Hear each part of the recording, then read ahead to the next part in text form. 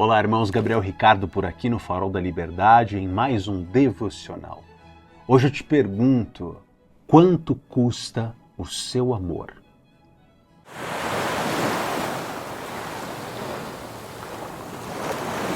Fala, amigos, Gabriel Ricardo por aqui em mais um devocional, compartilhando uma xícara de café na manhã aí com vocês. Se você está em jejum, beba água, chá sem açúcar ou qualquer coisa do tipo. Se prive aí na medida do possível, ou se você não está nesse período, tome teu café, vamos conversando por aqui. Hoje leremos aqui na Bíblia o texto de João 13:1, né?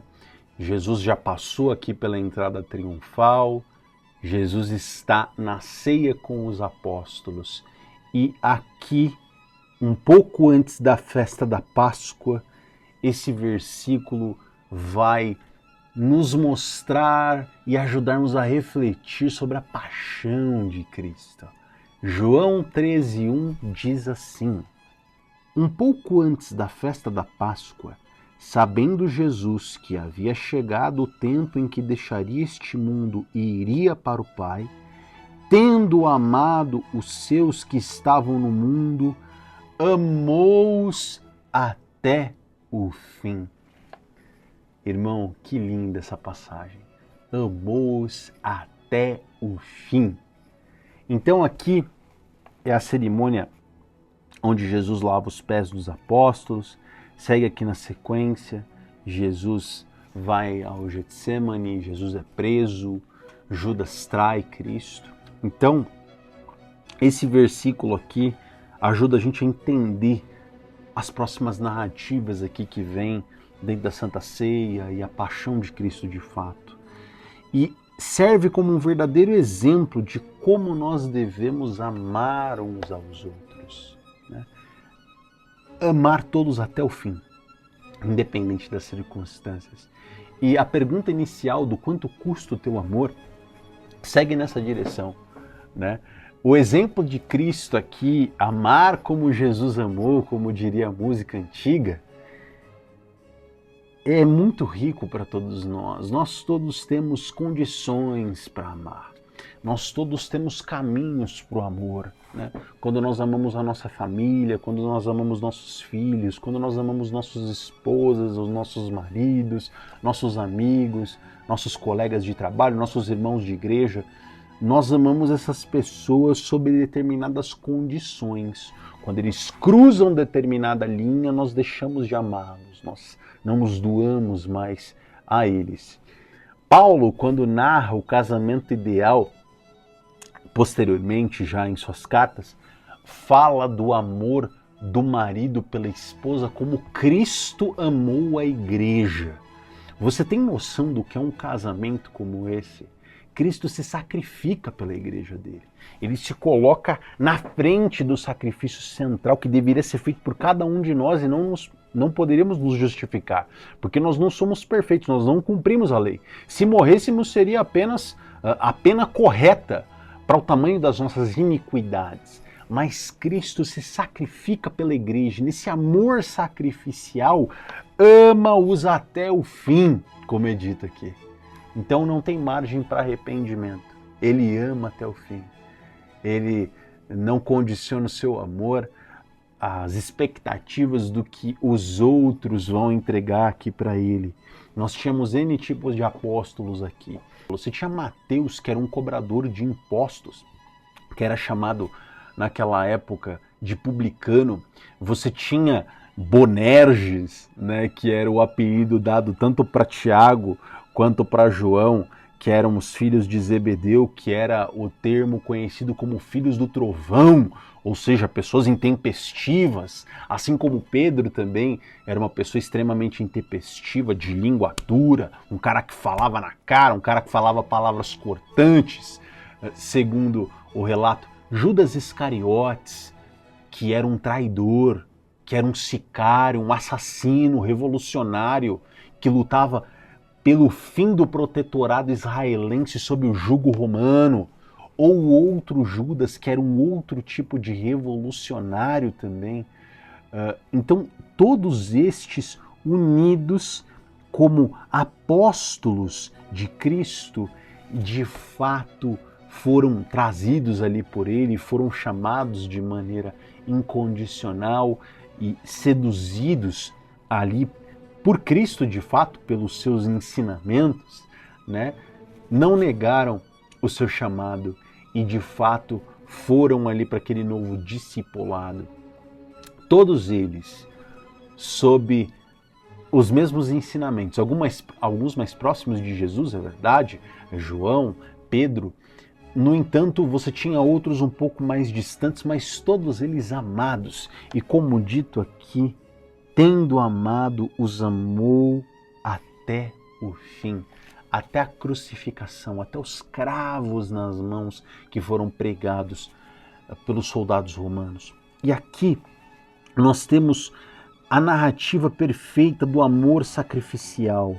Sabendo do sacrifício e do sofrimento iminente que Jesus Cristo passaria necessariamente na cruz, ele sabia. Aqui, anteriormente, no versículo 20 de João 12, inicia a narrativa de Cristo que ele antevê a sua morte, ele sabia. Ele poderia evitar, se ele orasse a Deus, e aqui é dito que ele fala isso até para Pedro, né, quando ele corta a orelha do servo Malco de Caifás, né, que era o sumo sacerdote do templo judaico ali da época. Jesus diz a Pedro: Pedro, você cortou a orelha dele, você acredita que eu preciso da sua espada? Se eu quisesse, um destacamento de anjos estaria aqui agora, basta eu orar para Deus. Mas eu preciso morrer. Eu antevi a minha morte, eu preciso me doar por você, amando-os até o fim. E todos eles só compreenderam de fato o sacrifício, o escândalo da graça de Deus através da cruz, que era um elemento escroto. A cruz era um pedaço de madeira, cheio de farpa, difícil de carregar. Jesus não consegue carregar, outra pessoa tem que ajudá-lo. Tamanho espancamento que foi feito contra ele. Você acha que a cruz era um instrumento ali feito, por exemplo, por Cristo, que era carpinteiro, lixadinho, bonitinho? Não, era um instrumento de tortura. Então carregar já aquela cruz já era um sofrimento. Quanto mais morrer asfixiado naquela cruz.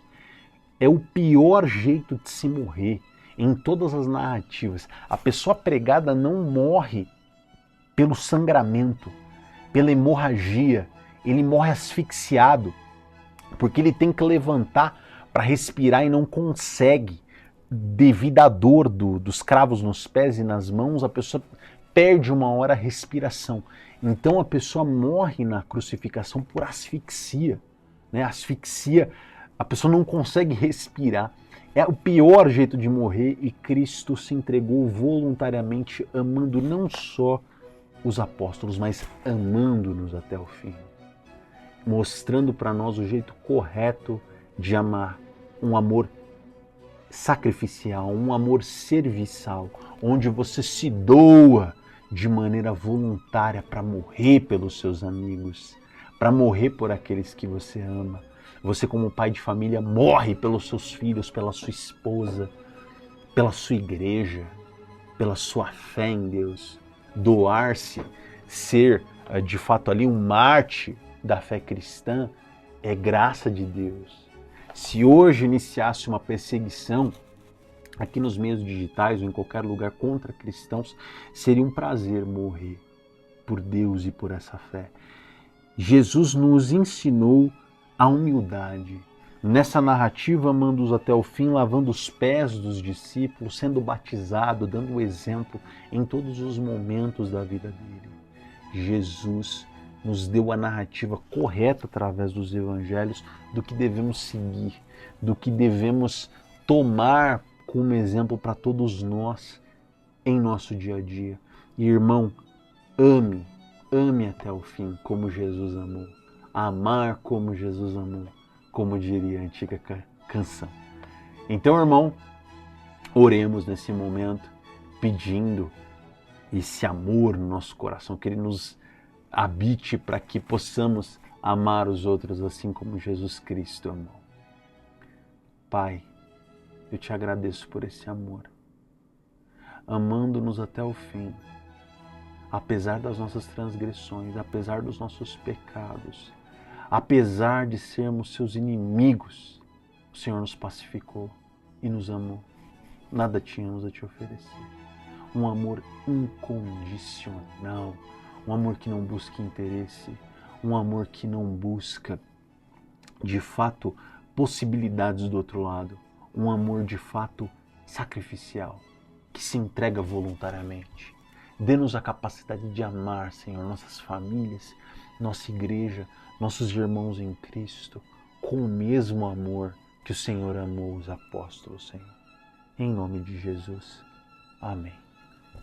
Que você seja habitado hoje por este amor, um amor como Jesus amou.